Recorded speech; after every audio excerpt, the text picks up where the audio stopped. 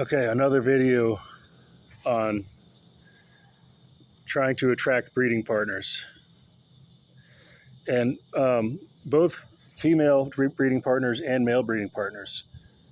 Male breeding partners for my daughters, and they can be feminized males if they look good. And if they have good genetics, that is, even if they had been damaged by cosmetic surgery, they could still be, many of them are, but they could be a good breeding partner for one of my daughters.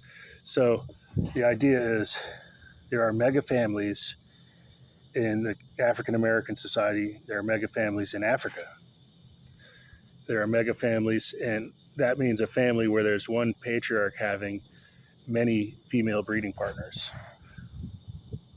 And nowadays there can be females who have a lot of male breeding partners if they regularly have their reproductive cells extracted at the fertility clinic. They can have a lot more, and they use a surrogate. They can have a lot more breeding partners. A woman could have a lot more breeding partners than you might expect.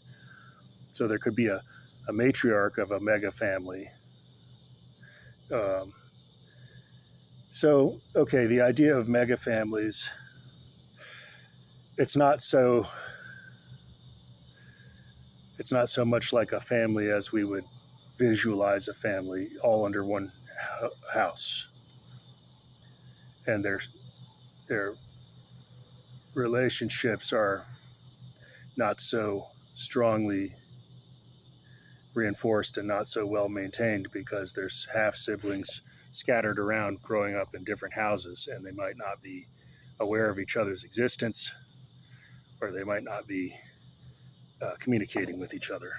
So family would be a strong word, but it is like a family. It's like a mega family. If a lot of breeding partners, all making half siblings from many female breeding partners of one man.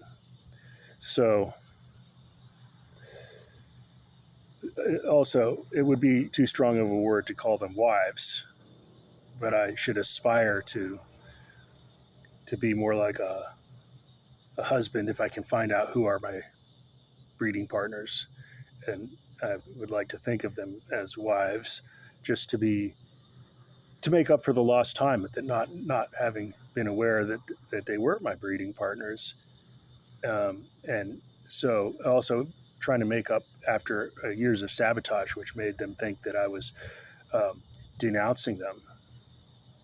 I was not aware that I had any breeding partners. So they thought that I was denouncing them because of them being Jewish. No, it was because I thought that the Jewish society had shut me out, and I had no breeding partners, and I was a bachelor, a childless bachelor. And I was like, man, I am unhappy with the way they've ostracized me, a man without his first wife and without any children. So I had a lot of harsh words to say about Jewish society on account of that.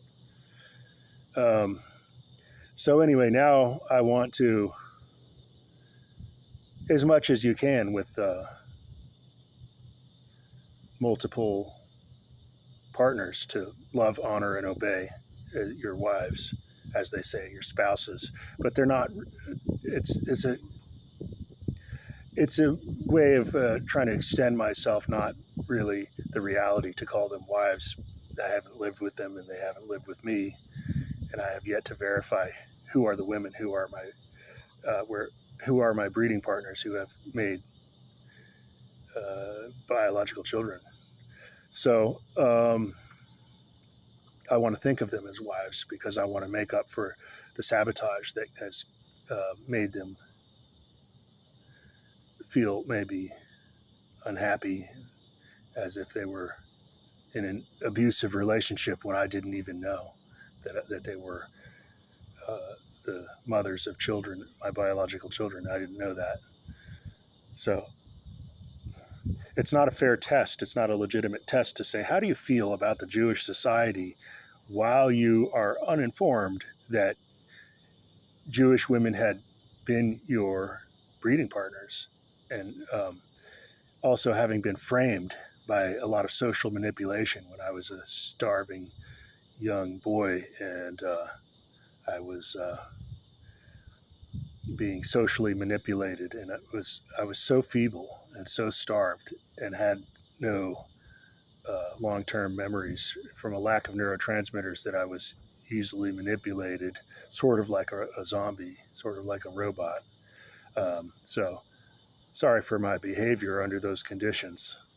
I'm not proud of it, but I also wasn't all there. I was sort of objectified, and feeling I was a placeholder, not really much of a person, because I was too uh, um, lacking in neurotransmitters from the vegan starvation diet. I was not quite even, almost like not even a person. I was almost like just like Terry Schiavo, except for I could walk around. I was almost like catatonic. I couldn't remember months before, so I didn't remember like what had happened 6 months before. People could interact with me, and I might actually have a